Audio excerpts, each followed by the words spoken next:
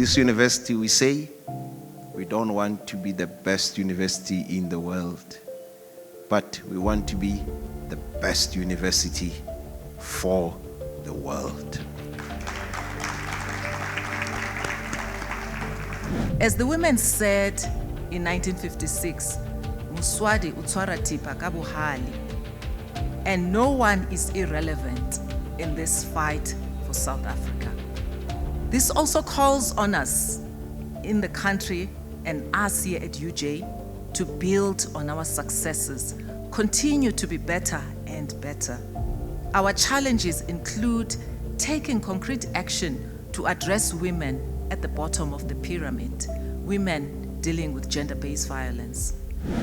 It is significant that South Africa's stokvel economy is estimated to comprise more than 800,000 stokvel groups, involving approximately 11 million members, who collectively save and circulate between 50 and 50 billion rands annually. Just think about it for a moment.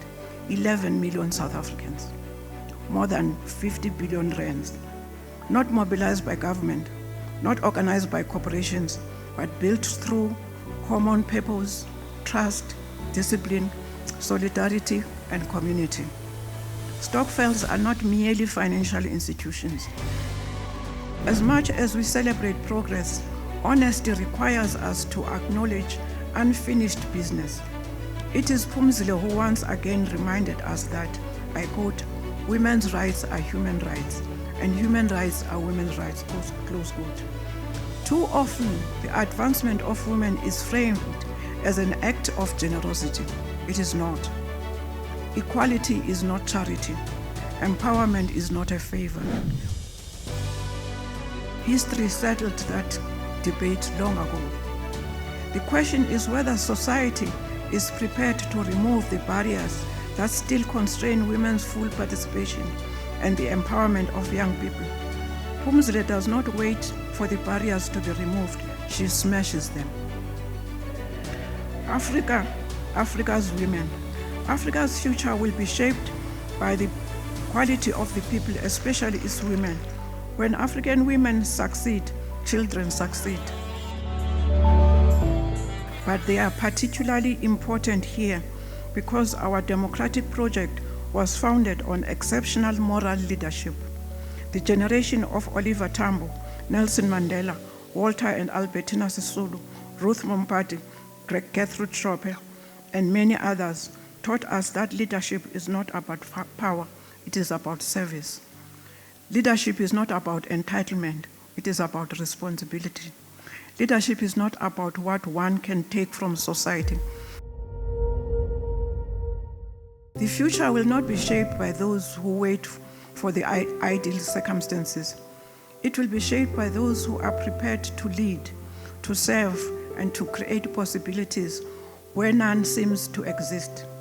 And to the youth, she will say, do not underestimate your voice. Do not diminish your dreams or apologize for your ambition. Leadership belongs to those who are willing to step forward and make a difference.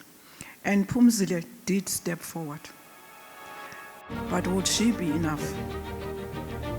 In conclusion, it was First Lady Eleanor Roosevelt who said, I quote, "Women are like tea bags. You never know how strong they are until they are put in hot water." History has repeatedly placed women like Phumzile in hot water. And every single time, they have emerged strong with courage, resilience, and wisdom. As we honor Dr. Phumzile Mlambo-Ngcuka tonight, we honor more than an individual. Will we strengthen social cohesion? Will we create opportunities for the next generation? Will we continue the unfinished work of equality? If we do, then the women we honor tonight will not merely be remembered. Their legacy will live through us.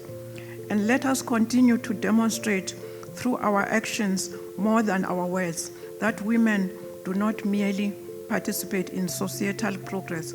Women drive societal impact. Malibongwe, thank you.